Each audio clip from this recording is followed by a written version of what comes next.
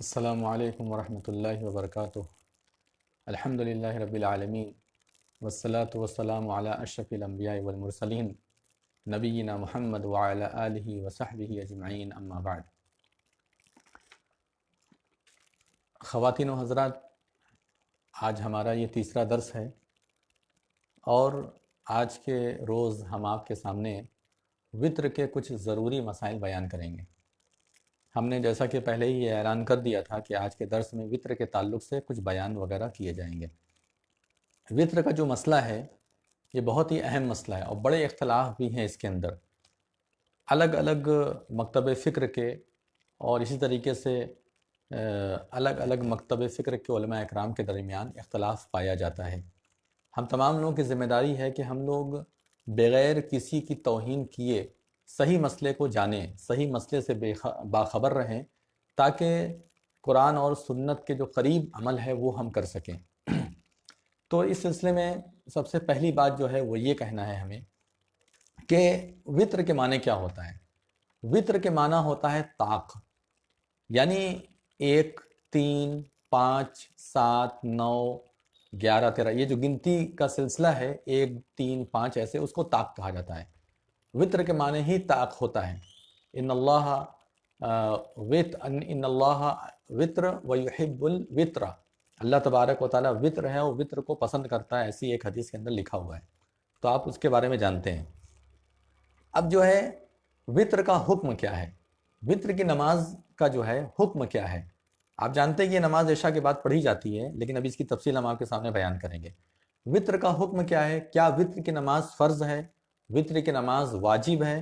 نہیں، ایسی بات نہیں ہے، بلکہ احادیث کا مطالعہ کرنے کے بعد یہ بات ثابت ہوتی ہے کہ وطر کی نماز ایک سنت کے درجے میں ہے۔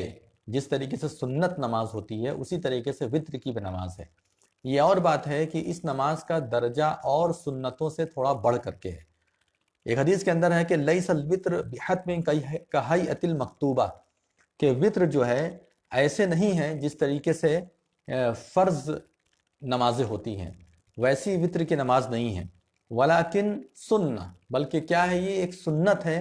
سنہ رسول اللہ صلی اللہ علیہ وسلم، رسول اللہ صلی اللہ علیہ وسلم نے اس کو سنت قرار دیا ہے۔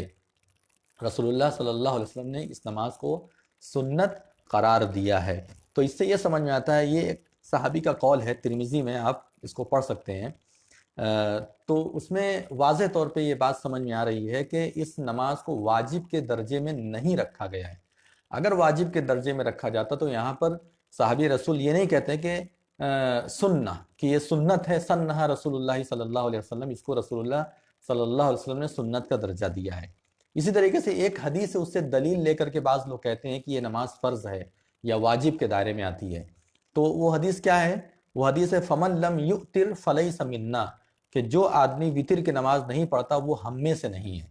یہ حدیث جو ہے ابو داؤد میں اور جگہ پر آئی ہوئی ہے، لیکن یہ ضعیف حدیث ہے، اس پر اعتبار نہیں کیا جا سکتا ہے، اور یہ صحیح احادیث کی مخالفت بھی کرتی ہے۔ اب اس کے بعد جو ہے وطر کا وقت کب ہوتا ہے، کب سے وطر کی نماز کا وقت شروع ہوتا ہے؟ تو آپ یہ بات جان لیجئے کہ وطر کی نماز یہ ایک علیحدہ نماز ہے 5 وقت کے علاوہ۔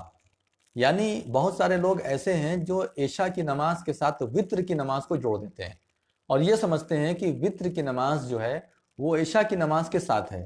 ایسی بات نہیں ہے، یہ ایک غلط فہمی ہے۔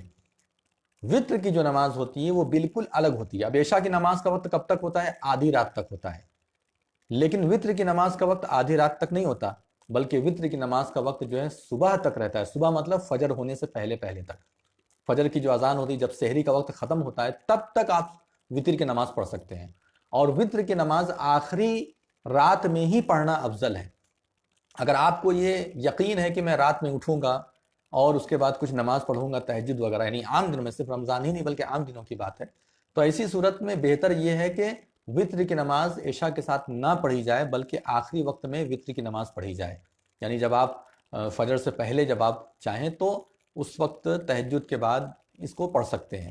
لیکن اگر آپ اس پر یقین نہیں رکھتے ہیں کہ میں پتہ نہیں اٹھوں گا نہیں اٹھوں گا، تو ایسی صورت میں جو ہے آپ شروع رات میں ہی وطر کی نماز پڑھ لیجئے۔ رمضان کے مہینے میں وطر کی نماز جماعت کے ساتھ پڑھنی چاہیے. رمضان المبارک کے مہینے میں جماعت کے ساتھ وطر کی نماز پڑھنی چاہیے، اور یہی سنت ہے. رمضان میں جماعت سے ہٹ کر کے وطر کی نماز پڑھنا یہ سنت نہیں ہے، بلکہ طریقہ یہ ہے کہ وطر کی نماز رمضان المبارک کے مہینے میں جماعت کے ساتھ پڑھی جائے، تراویح کے ساتھ پڑھی جائے. اگر تراویح کوئی آدمی رات کے آخری حصے میں پڑھ رہا ہے تو اچھی بات ہے، اور اگر نہیں، وہ چاہتا ہے کہ نہیں میں رات میں اٹھوں گا اور اٹھ کر کے وطر پڑھوں گا، تو ٹھیک ہے، وہ اچھا ہے. نبی صلی اللہ علیہ وسلم کی حدیث بھی ہے کہ وطر کو آخری نماز بناؤ، یعنی وطر کو روکے رکھو جہاں تک ہو سکے، اور بالکل آخری نماز جو ہو تمہاری رات کی وہ وطر کی نماز ہونی چاہیے. تو وطر کا وقت کب تک ہوتا ہے؟ فجر کے وقت تک. الوطر ما بین صلاۃ العشاء الی طلوع الفجر. وطر کا وقت بیان کیا جا رہا ہے اس حدیث میں، ابو داؤد حدیث نمبر 1418. اس میں یہ بیان کیا جا رہا ہے کہ وطر کا وقت عشاء کی نماز سے لے کر کے صبح فجر طلوع ہونے تک رہتا ہے. تو یہ حدیث سے ثابت ہے. وطر کی تعداد کتنی ہے؟ دیکھیے وطر کی تعداد احادیث میں کئی آئی ہے. 1 رکعت بھی وطر ہے، 3 رکعت بھی وطر ہے، 5 رکعت بھی ثابت ہے، 7، 9، 11، 13 رکعت تک ثابت ہے وطر کی نماز. حنفی مسلک کے اندر 3 رکعت کو بالکل جو ہے اسی پہ ٹکا دیا گیا ہے کہ 3 سے کم بھی نہیں پڑھنا ہے، 3 سے زیادہ بھی نہیں پڑھنا ہے، بس 3 ہی رکعت مانی جاتی. یہ حنفی مسلک کی میں بات کر رہا ہوں. وہاں 3 رکعت ہی وطر جو ہے عمل میں ہے اور اسی کا ذکر کیا جاتا ہے. لیکن یہ صحیح بات نہیں ہے، بلکہ صحیح بات یہ ہے کہ وطر کی نماز 1 رکعت، 3 رکعت، 5، 7، 9 اور اسی طریقے سے 11، 13 رکعت تک احادیث میں صراحت سے ثابت ہے. ایسا نہیں ہے کہ کہیں ادھر ادھر سے کوئی ثابت کر رہا ہے، بلکہ صراحت کے ساتھ نبی صلی اللہ علیہ وسلم کے عمل سے ثابت ہے اور صحابہ کرام کے عمل سے بھی ثابت ہے. ایک حدیث میں نبی صلی اللہ علیہ وسلم نے ارشاد فرمایا کہ فمن شاء ان یؤتر بخمس فلیفعل. جو آدمی یہ چاہتا ہے کہ 5 رکعت وطر پڑھے، اس کو چاہیے کہ 5 رکعت وطر پڑھے. ومن شاء ان یؤتر بثلاث فلیفعل. جو آدمی 3 رکعت سے وطر کرنا چاہتا ہے اس کو چاہیے کہ وہ 3 رکعت وطر پڑھے. ومن شاء ان یؤتر بواحدہ. اور جو انسان 1 رکعت وطر پڑھنا چاہتا ہے فلیفعل. اسے چاہیے کہ وہ 1 رکعت وطر پڑھے، 1 ہی رکعت وطر پڑھے. تو 1 رکعت وطر پڑھنا یہ ناجائز نہیں ہے. 1 رکعت وطر پڑھنا یہ سنت کے خلاف نہیں ہے. جس طریقے سے بہت سارے مسلمانوں کے دشمنوں کی جو پارٹیاں ہوتی ہیں وہ مسلمانوں کے خلاف فیک نیوز پھیلایا کرتی ہے، اسی طریقے سے مسلمانوں کے اندر بھی کچھ لوگ ایسے ہیں جو ایک دوسرے کے خلاف فیک نیوز پھیلایا کرتے ہیں. انہی میں سے ایک چیز یہ ہے کہ 1 رکعت وطر کا تصور ہی نہیں ہے اسلام کے اندر. ایسے ایسے مدرسوں سے میں نے پرچے دیکھے ہیں نکلے ہوئے، یعنی کہ پمفلیٹ وغیرہ، اس میں لکھا ہوا ہے کہ 1 رکعت وطر پڑھنے والا وہ جو ہے سارے اماموں کی خلاف ورزی کر رہا ہے. یعنی جتنے اس دنیا میں اب تک امام پیدا ہوئے ہیں یعنی اسلام کے لیے، نبی صلی اللہ علیہ وسلم کے بعد سے لے کر کے اب تک سب کی وہ مخالفت کر رہا ہے. تو یہ بات اچھی نہیں، یہ بات نہایت ہی خراب بات ہے. تو 1 رکعت وطر نبی صلی اللہ علیہ وسلم کی صحیح احادیث سے ثابت ہے. اور نبی صلی اللہ علیہ وسلم کی ایک حدیث بخاری کے اندر کہ الوتر یعنی کہ وطر کی جو نماز ہوتی ہے وہ بالکل آخری رات میں 1 رکعت ہے. الوتر رکعہ، کہ وطر جو ہے وہ 1 رکعت ہے. ایک حدیث میں نبی صلی اللہ علیہ وسلم نے فرمایا کہ صلاۃ اللیل مثنا مثنا، رات کی نماز 2 رکعت ہے، 2 رکعت ہے. جب تمہیں یہ شک ہو کہ اب صبح ہونے والی ہے، یعنی کہ اب تمہیں لگے کہ اب فجر کا وقت ہونے والا ہے، تو ایسی صورت میں 1 رکعت وطر پڑھ لو. 1 رکعت وطر پڑھ لو. جب 1 رکعت وطر پڑھ لو گے تو ایسی صورت میں جو ہے تمہاری جو پورا جتنا تم نے پڑھا یہ سب وطر بن جائے گی اگر تم چاہو گے تو. اور اگر نہیں چاہتے ہو تو ایسی صورت میں صرف وہی رکعت جو آپ نے 1 رکعت پڑھی ہے وطر کی نیت سے، یا 3 رکعت پڑھی ہے وطر کی نیت سے، یا 5 رکعت پڑھی ہے وطر کی نیت سے، آپ جو بھی نیت بنائے ہو وطر کی اس نیت کے حساب سے اپنی رکعت کو تعین کر سکتے ہیں. تو 1 رکعت وطر جو ہے بالکل صحیح احادیث سے ثابت ہے. اور اگر کوئی انسان ہمیشہ 1 رکعت وطر پڑھتا ہے تو بھی کوئی غلطی نہیں کرتا ہے. بہت سارے لوگ کہتے ہیں کہ 1 رکعت وطر ٹھیک ہے ثابت ہے، لیکن روز پڑھنا صحیح نہیں ہے. کیوں بھائی؟ اب جیسے مان لیجئے آپ سے یہ کہا جائے یہ ایک کمرہ ہے، اس روم کے اندر تمہیں رہنا ہے. اب میں اس روم میں چاہے دائیں سائڈ میں رہوں، بائیں سائڈ میں رہوں، بیچ میں رہوں، چاہے ادھر کونے میں رہوں، چاہے ادھر کونے میں رہوں، تو ظاہر سی بات ہے میں کوئی گناہ کا کام نہیں کر رہا ہوں. میں ایک کمرے کے اندر ہی رہ رہا ہوں، مجھ سے یہ کہا گیا کہ اس روم کے اندر رہو، اس کے باہر نہیں جانا، اگر میں باہر جاؤں گا تب نافرمانی ہوگی اللہ تبارک و تعالیٰ کی، یا یہ کہ جو آدمی نے مجھے اس بات کا مکلف قرار دیا ہے کہ اس کے باہر نہیں جانا۔ اگر اللہ تعالیٰ کہتا ہے کہ نہیں اس روم کے اندر رہنا، نبی صلی اللہ علیہ وسلم فرماتے ہیں اس روم کے اندر رہنا، باہر نہیں جانا، تو باہر جانا جو ہے نافرمانی ہوگی، کمرے کے اندر رہنا نافرمانی نہیں ہوتی ہے۔ تو ایک رکعت وتر بھی ایسی ہی ہے، ایک رکعت وتر شریعت سے ثابت ہے، ہم روز اس پہ عمل کریں ہماری مرضی، ایک رکعت وتر آدمی پڑھ سکتا ہے۔ اس لیے اس سنت کو بالکل جو ہے لوگوں نے ختم کر دیا۔ آپ پڑھیے، 3 پڑھیے، 5 پڑھیے، ایک رکعت کے عادی مت بنیے۔ یہ بھی میں نہیں کہہ رہا ہوں کہ آپ ایک رکعت کے ہی عادی بن جائیے ہمیشہ کے لیے، اگر آپ بنتے ہیں تو کوئی حرج نہیں ہے، لیکن آپ کبھی کبھی اور زیادہ نیکی کمائیے، 5 رکعت بھی پڑھیے، 7 رکعت بھی پڑھیے۔ لیکن یہ جو بالکل فکس کر دیا گیا ہے کہ 3 رکعت ہی وتر ہوتی ہے، اس سے زیادہ اس سے کم نہیں ہو سکتی ہے، یہ کوئی شریعت نہیں ہے، یہ لوگوں نے اپنے حساب سے جو ہے فکس کر لیا ہے۔ تو آپ کے سامنے ہم نے تعداد کے بارے میں بتا دیا کہ وتر کی جو ہے تعداد وہ 1 بھی ہے، 3 بھی ہے، 5 بھی ہے، 7، 9، 11، یہ ساری جو ہے وتر کی تعداد ہے۔ آپ اپنی سہولت کے اعتبار سے جتنی چاہے اتنی رکعت وتر پڑھ سکتے ہیں۔ اب اسی طریقے سے اگر وتر کی نماز آپ کی چھوٹ جائے رات میں تو کیا کرنا چاہیے؟ اگر آپ کی وتر کی نماز چھوٹ جائے کسی وجہ سے، فجر کا وقت ہو گیا، تو فجر کی نماز کے بعد جو ہے وتر پڑھ سکتے ہیں۔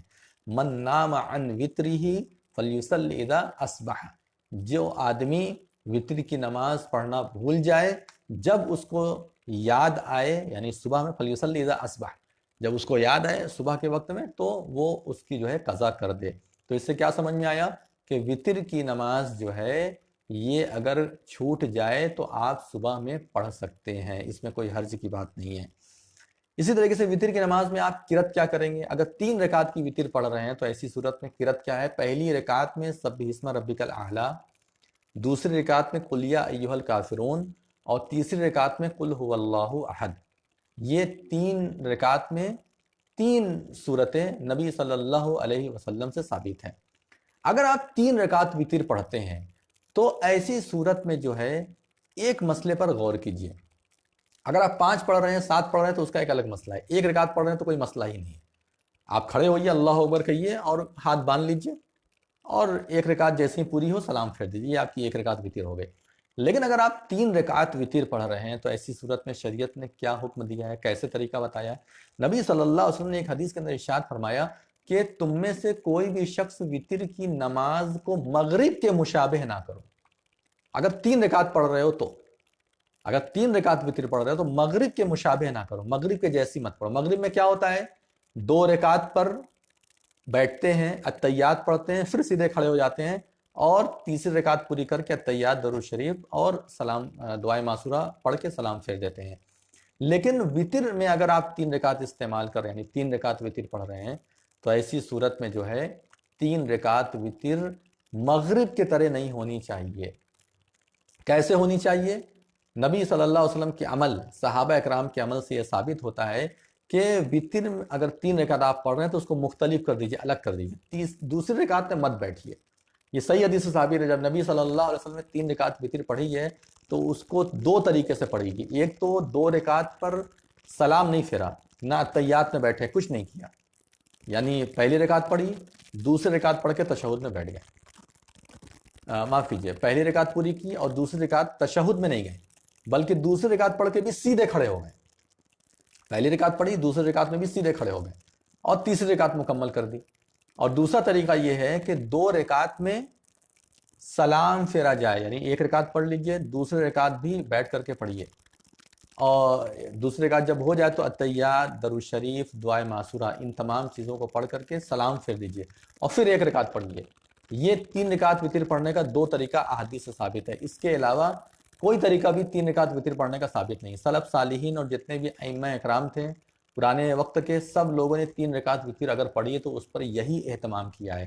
آپ کی مرضی ہے کہ آپ 2 رکعت پہ سلام پھیر کر کے ایک رکعت الگ پڑھیے، اور چاہے آپ جو ہے تینوں ایک ساتھ پڑھیے، یعنی پہلی رکعت پڑھ لیجئے، دوسری رکعت مکمل کر کے پھر سیدھے کھڑے ہو جائیے، اور اس کے بعد تیسری رکعت مکمل کر کے سلام پھیر دیجئے۔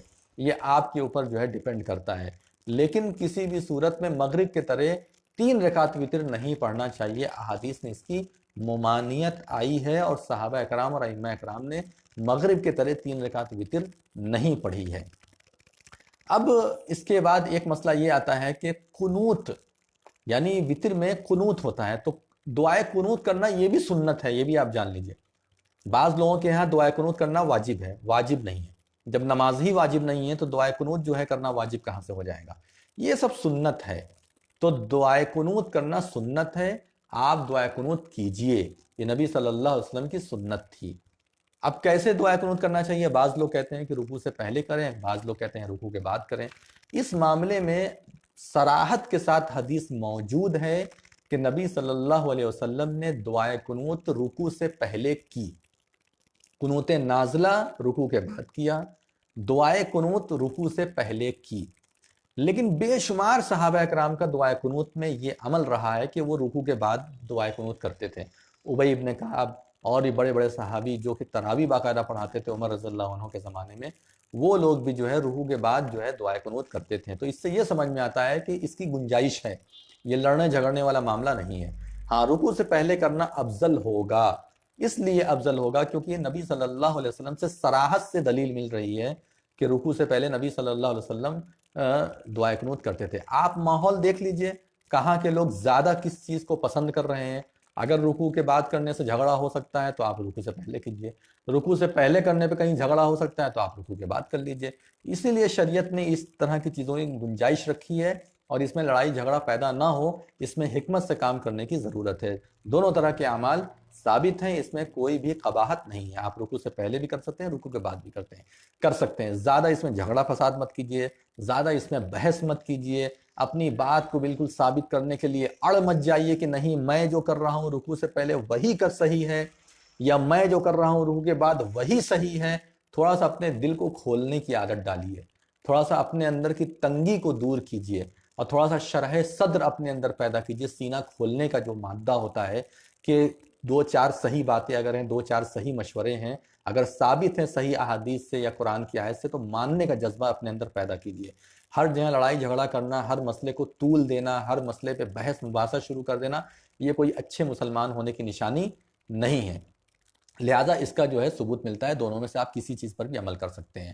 اچھا، اب اگر آپ رکوع کے بعد دعائے قنوت کر رہے ہیں تو سمی اللہ لمن حمیدہ کہہ کے ہاتھ رفعین کر کے چھوڑ دیجئے، رفعین کر کے چھوڑ دیجئے، ربنا ولک الحمد حمدا کثیرا طیبا مبارکا فی، اتنا بولنے کے بعد پھر اس کے بعد ہاتھ اٹھا کے دعا کرنا شروع کیجئے، ٹھیک ہے؟ اور اگر رکوع کے پہلے کر رہے ہیں تو جیسے ہی قل اللہ احد اللہ الصمد لم یلد ولم یولد ولم یکن لہ کفوا احد، یہ ختم ہو گیا، اب اللہ اکبر نہیں کرنا ہے، بلکہ ہاتھ اٹھا کر کے دعائے قنوت شروع کر دینا ہے، اور اس کے بعد جب آپ کی دعائے قنوت ختم ہو جائے گی تو اس کے بعد اللہ اکبر کہہ کے رکوع میں جانا ہے، ٹھیک ہے؟ یہ طریقہ ہو گیا۔ دعائے قنوت کیسے کی جائے؟ کچھ لوگ ہاتھ باندھ کے کرتے ہیں، کچھ لوگ ہاتھ چھوڑ کر کے کرتے ہیں، اور کچھ لوگ ہاتھ ایسے اٹھا کر کے کرتے ہیں۔ تو کیسے دعائے قنوت کرنا چاہیے؟ اس معاملے میں واضح رہے کہ رسول اللہ صلی اللہ علیہ وسلم سے واضح طور پر کوئی بھی ایسی حدیث نہیں ملتی ہے کہ نبی صلی اللہ علیہ وسلم نے وطر کی قنوت میں کیسے دعا کیا۔ فجر میں جو قنوت کیا یعنی قنوت نازلہ، وہ نازلہ ایک الگ چیز ہو گئی، پریشانی مصیبت تکلیف جو مسلمانوں پہ عام طور پر آتی ہے اس کی وجہ سے کیا جاتا ہے، وہ ایک الگ چیز ہے۔ اس میں تو ثابت ہے کہ رکوع کے بعد کیا، لیکن وطر کی قنوت میں کس طریقے سے دعا کی جائے اس کا ایک بھی ثبوت نہیں ملتا، نہ ہاتھ باندھنے کا، نہ ہاتھ چھوڑنے کا، نہ ہاتھ جو ہے ایسے کرنے کا۔ لیکن شریعت کا یہ اصول ہے کہ اگر اس سے ملتی جلتی کوئی چیز دوسری حدیث سے ملے گی تو قیاس صحیح کے ذریعے سے اس پر عمل کیا جائے گا۔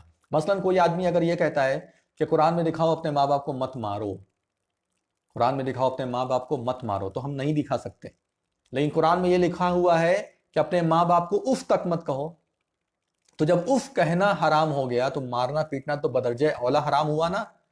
تو قیاس صحیح سے کیا ثابت ہوگا؟ قیاس صحیح سے یہ ثابت ہوگا کہ ماں باپ کو مارنا بدرجہ اولا حرام ہے، گرچہ اس کا ذکر نہیں آیا، یہ نہیں کہا اللہ تعالیٰ لا تضرب الوالدین، یہ نہیں کہا اللہ تعالیٰ نے کہ اپنے والدین کو مت مارو، یہ جملہ نہیں ہے، لیکن کیا کہا؟ اف بھی مت کہو۔ کیا مطلب ہوا اف بھی مت کہو؟ اس کا معنی یہ ہوا کہ اپنے والدین کو مارنا اور بڑا گناہ، جب اف کرنا اتنا بڑا گناہ ہے۔ اسی طریقے سے شریعت نے قانون قیاس صحیح جو ہے ماخذ شریعت یعنی ریفرنس کے لیے ایک بہت بڑا جو ہے اصول مانا جاتا ہے، ماخذ شریعت اسے مانا جاتا ہے۔ کیا؟ قیاس صحیح۔ اب قیاس صحیح کیسے ہم کریں گے اس معاملے میں؟ چونکہ قنوت نازلہ بھی قنوت وطر کی طرح ہے، یہ دونوں ایک جنس ہے۔ شیخ ابن باز رحمۃ اللہ علیہ جو سعودی عرب کے 20ویں صدی کے سب سے بڑے مفتی گزرے ہیں، انہوں نے یہی بات کہی ہے کہ چونکہ قنوت وطر جو ہے یہ قنوت نازلہ کی ایک جنس ہے، لہٰذا ہم اس جنس کی وجہ سے یہ کہیں گے کہ نبی صلی اللہ علیہ وسلم نے چونکہ اس میں ہاتھ اٹھایا تو ہم اس میں بھی ہاتھ اٹھائیں گے، چونکہ نبی صلی اللہ علیہ وسلم کا کوئی اور عمل ثابت نہیں ہو رہا ہے۔ نمبر ایک بات، اگر ثابت ہو جائے تو ہم کرنے کے لیے تیار ہیں، ثابت بھی نہیں ہو رہا ہے، ثابت بھی نہیں ہو رہا ہے کہ نبی صلی اللہ علیہ وسلم کا یہ عمل جو ہے ثابت ہو جائے۔ کیسے نبی صلی اللہ علیہ وسلم نے دعائے قنوت کی؟ جب ثابت نہیں ہو رہا ہے تو ایسی صورت میں ہمیں وہاں سے لینا پڑے گا۔ ہم قنوت نازلہ سے تو ہاتھ اٹھانا ثابت کر دے رہے ہیں نا، ہاتھ باندھنا کہاں سے ثابت کرو؟ قیاس صحیح سے بھی ثابت نہیں کر سکتا کوئی آدمی۔ ہاتھ چھوڑنا کہاں سے کوئی ثابت کرے گا؟ وہ تو دور دور سے بھی کوئی ثابت نہیں کر سکتا۔ ہاتھ اٹھانا تو بہرحال ثابت ہو جا رہا ہے۔ کیا ہے حدیث میں؟ وَرَفَعَ يَدَيْهِ إِلَى السَّمَاءِ، رسول اللہ صلی اللہ علیہ وسلم اپنے دونوں ہاتھوں کو آسمان کی طرف اٹھائے ہوئے تھے۔ اب جب قنوت نازلہ وہ بھی نماز کے اندر کی گئی دعا ہے اور یہ بھی نماز کے درمیان کی جانے والی دعا ہے، لہذا جنس ایک ہے، جنس دونوں کی ایک ہے، دونوں کی ذات ایک ہے، لہذا اس قیاس صحیح سے ہم یہ کہیں گے کہ ہاتھ اٹھا کر کے دعا کرنا چاہیے۔ کوئی اور عمل نہیں ہے اس لیے یہی کرنا چاہیے، یہی بہتر ہے۔ اس لیے بہتر ہے کیونکہ کوئی اور عمل ثابت نہیں ہوتا ہے۔ تو کیسے آپ دعائے قنوت کریں گے؟ ہاتھ اٹھا کر کے۔ اس میں بھی جھگڑا فساد مت کیجئے، سمجھا دیجئے، جسے سمجھ میں آتا ہے ٹھیک ہے، نہیں سمجھ میں آتا اس کو اس کے حال پر چھوڑ دیجئے، اللہ تبارک و تعالی ہدایت دینے والا ہے۔ اچھا، تو یہ مسئلہ ہو گیا رکوع کے پہلے کریں یا رکوع کے بعد دعائے قنوت جو ہے تو کیسے کی جائے، یہ بھی ہم نے بتا دی۔ دعائے قنوت کیا ہونی چاہیے؟ دعائے قنوت میں جو دعا نبی صلی اللہ علیہ وسلم سے ثابت ہے، اللہم اہدنی فیمن ہدیت وعافنی فیمن عافیت، اور صحیح حدیث میں مسند احمد کے اندر اللہم اہدنا فیمن ہدیت بھی ثابت ہے۔ بہقی کی روایت ہے، مسند احمد کی روایت ہے، اور جگہ تو اللہم اہدنی ہے، لیکن بہقی وغیرہ اور مسند احمد وغیرہ میں اللہم اہدنا فیمن ہدیت۔ بہقی کا میں اتنا، سنن بہقی کا اتنا زیادہ مجھے پکا تو نہیں معلوم، لیکن مسند احمد نے واضح طور پہ ہے اللہم اہدنا فیمن ہدیت وعافینا فیمن عافیت۔ کچھ لوگ اس کو غلط کہتے ہیں اللہم اہدنی ہی کہنا چاہیے، تو ان لوگوں کو مطالعہ کرنا چاہیے۔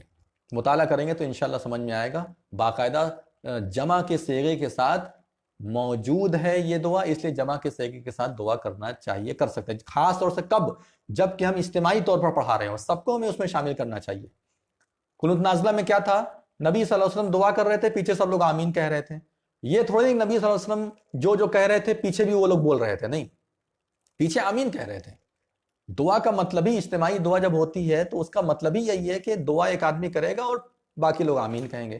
یہ نہیں کہ دعا اس کے ساتھ ساتھ پڑھے، یہ سورہ فاتحہ تھوڑی نہیں کہ ساتھ ساتھ پڑھنا ہے، یہ دعا ہے، اس پہ آمین کہنا چاہیے۔ تو جب قنوت نازلہ میں آمین کہا جاتا تھا تو اسی طریقے سے اجتماعی طور پر جب قنوت پڑھی جائے گی، یعنی وتر کی نماز جماعت کے ساتھ پڑھی جائے گی، اس میں دعائے قنوت ہوگی تو پیچھے کے لوگوں کو آمین کہنا ہے، وہ الفاظ استعمال کرنے کی ضرورت نہیں ہے۔ موسیٰ علیہ السلام اور ہارون علیہ السلام کے بارے میں کیا ہے قرآن میں کہ دعا کرو، قال قد اجیبت دعوتکما، تم دونوں کی دعائیں قبول ہو گئیں۔ دعا تو ایک آدمی کر رہے تھے، دعا موسیٰ علیہ السلام کر رہے تھے، اور اللہ تعالیٰ کیا فرما رہا ہے؟ دونوں کی دعا قبول ہو گئی۔ کیا مطلب ہوا؟ مطلب یہ ہے کہ موسیٰ علیہ السلام کے ساتھ وہ بھی ساتھ میں شامل تھے، آمین کہہ رہے تھے، لہذا اللہ تعالیٰ نے دونوں کو شمار کیا دعا میں۔ اسی طریقے سے جتنے لوگ آمین کہیں گے سب اس دعا میں شمار ہو جائیں گے، لہذا آمین کہنا چاہیے، اور پیچھے کے لوگوں کو جماعت میں جو ہیں ان کو دعا دہرانے کی ضرورت نہیں ہے۔ اب ایک بات اور ہے کہ کیا اللہم اہدنی فیمن ہدیت سے زائد دعا پڑھ سکتے ہیں یا نہیں؟ کچھ لوگوں نے، یعنی ہمارے ہندوستان کے بعض علماء اکرام نے صراحت کے ساتھ اسے بدعت کہا ہے، صراحت کے ساتھ بالکل واضح الفاظ میں کہا ہے کہ یہ بدعت ہے، اور سعودی عرب کے علماء اکرام اس کو کرتے ہیں، اس لیے یہ اختلاف کا موضوع بن گیا۔ میں یہاں کے علماء اکرام کا بہت ہی احترام کرتا ہوں، ان کا احترام کرتے ہوئے میں یہ بات کہہ رہا ہوں کہ بہرحال یہ بدعت تو نہیں کہی جا سکتی۔ آپ نہیں کرتے، اس کو آپ اولا نہ سمجھے، افضل نہ سمجھے، وہ الگ بات ہے، لیکن جہاں تک میں سمجھتا ہوں تمام علماء اکرام کے اقوال کو سامنے رکھے، علماء اکرام کے بیانات، اور جو بھی بڑے بڑے علماء ہیں یہاں کے ہوں چاہے سعودی عرب وغیرہ کے ہوں، سارے لوگوں کی باتوں کو سننے کے بعد، ان کے دلائل کو دیکھنے کے بعد یہ سمجھ میں آتا ہے کہ بدعت بہرحال نہیں کہا۔ بدعت بہت خطرناک چیز ہے، اگر آپ کسی چیز کو بدعت کہہ دے رہے تو وہ بہت بڑی چیز ہو گئی، اور اتنی بڑی بدعت جو ہے اتنی کثیر تعداد میں، وہ بھی اہل حق، یعنی اہل حق جو اتنی کثیر تعداد میں بدعت کر رہے ہیں، یہ بات سمجھ میں نہیں آتی ہے۔ اچھا دیکھیے، ایک حدیث ہے ترمذی کے اندر یا اور دیگر جگہوں پر حدیث موجود ہے، اس میں جو ہے ایک اور دعا موجود ہے وتر میں پڑھنے کی نبی صلی اللہ علیہ وسلم سے۔ مجھے تعجب ہے کہ کیا لوگوں کی نگاہ یہاں تک پہنچی نہیں یا کیا معاملہ ہے. میں اس کے بارے میں بہت زیادہ یقین کے ساتھ تو کچھ نہیں کہہ سکتا، لیکن اتنا ضرور کہوں گا کہ اس میں باقاعدہ موجود ہے کہ نبی صلی اللہ علیہ وسلم نے اللہم اہدینا فیمن ہدیت یا اللہم اہدینی فیمن ہدیت کے علاوہ بھی دعا پڑھی ہے وطر میں. کیا ہے وہ دعا؟ اس دعا میں یہ ہے کہ اللہم انی اعوذ برضاک من سخطک وبمعافاتک من عقوبتک وبک منک لا احصی ثناء علیک انت کما اثنیت علی نفسک. یہ ترمذی کی حدیث ہے، حدیث نمبر 3566. اور اس حدیث میں یہ لفظ ہے کہ فی وطر ہی. اس دعا کو کئی مرتبہ نبی صلی اللہ علیہ وسلم نے پڑھا ہے، کئی جگہ پر پڑھا ہے، یعنی کئی مقام، سجدے میں بھی پڑھا ہے اور وطر کے بعد میں بھی پڑھا ہے.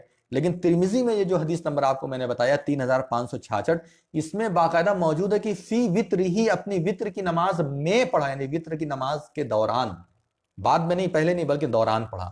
تو اس سے ثابت ہوتا ہے. ایک ہمارے دوست ہی تھے، ہمارے ہم اثر تھے، ہمارے ہم اثر یعنی ہمارے وقت کے ہیں، تھے نہیں بلکہ ہیں، اور جو ہے تو ساتھی تھے.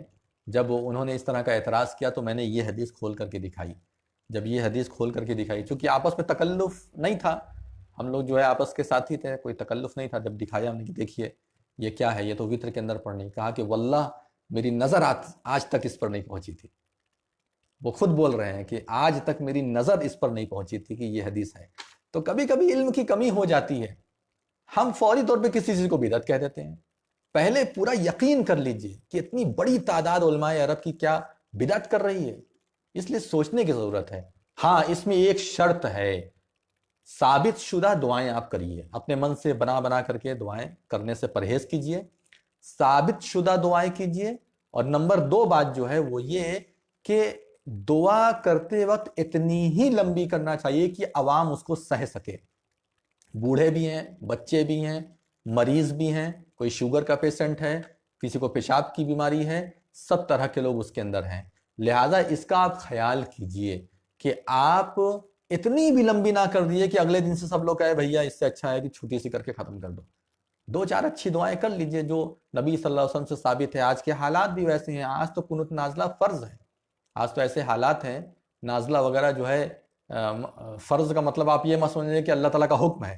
مطلب قنوت نازلہ تو آج کے وقت کی ایک بہت بڑی ذمہ داری ہے، اگر دیکھا جائے تو بہت بڑی ذمہ داری ہے.